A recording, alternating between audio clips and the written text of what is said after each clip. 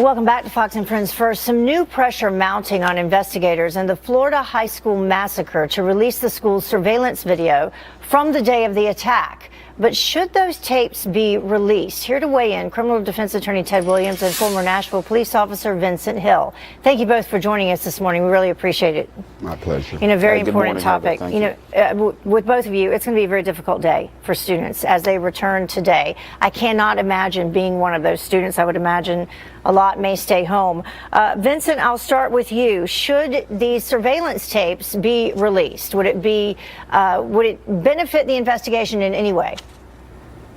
Well, top of the morning to you, Heather. And I'm thinking as myself, as a parent who has a 17-year-old, a junior in high school, would I want to see the images of my son being slaughtered in this shooting? No, I wouldn't.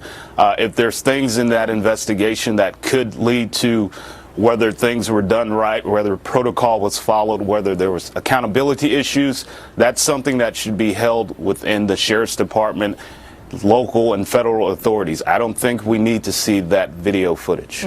But Ted, on the other hand, there have been a lot of questions in terms of the sheriff himself, what he did or did not do. Also, the superintendent of the Broward County Schools there is now being named in this lawsuit. What's your opinion on releasing these tapes?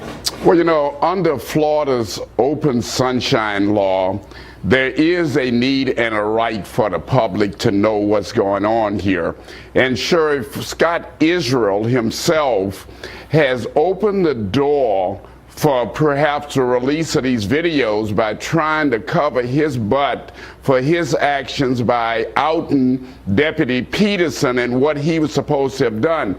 In essence, the sheriff there has given a great detail to the public verbally of what took place. The only reason that I believe these tapes probably will not be released would be because there is an ongoing investigation into the actions of the various police officers. And on that front, Vincent, who should be protecting our schools? There's been a lot of question recently about the possibility of arming teachers. Should veterans be patrolling our schools? What about the National Guard? That's also been suggested. Well, I'm not an advocate of teachers being armed because, as law enforcement, we're trained to rush into those situations. But as humans, even law enforcement freezes. So I can't imagine a teacher doing that. As far as the National Guard, in theory, it sounds great. It would definitely deter.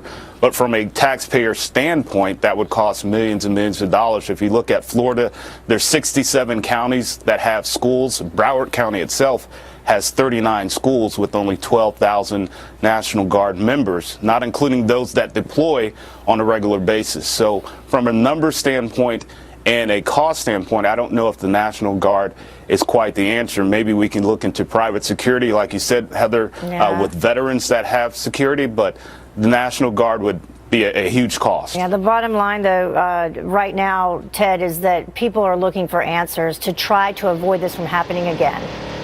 Yeah, absolutely. But I'm like Vincent. We have to be very careful not to overreact in this sad, tragic situation. If you arm teachers, the thing that in this instance, in less than 5 minutes, this guy got in there and shot and killed 17 people. If you had an armed teacher, he would try to get to his gun.